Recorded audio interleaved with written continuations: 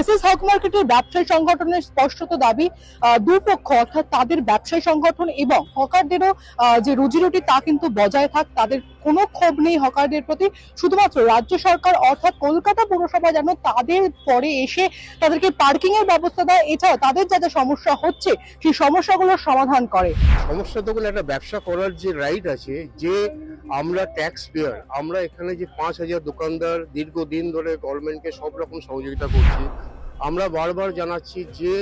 Government of West Bengal, মাননীয় মুখ্যমন্ত্রী যে 3টে রুলস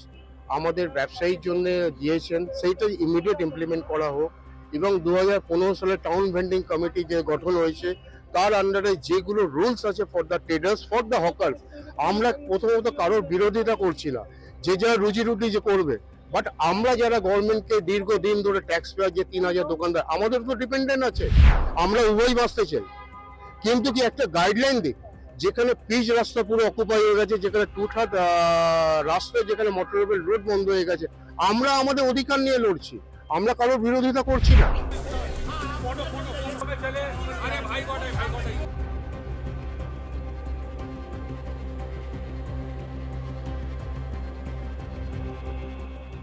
ক্যামেরা হেমরাজের সঙ্গে প্রীতি, আজকাল.in।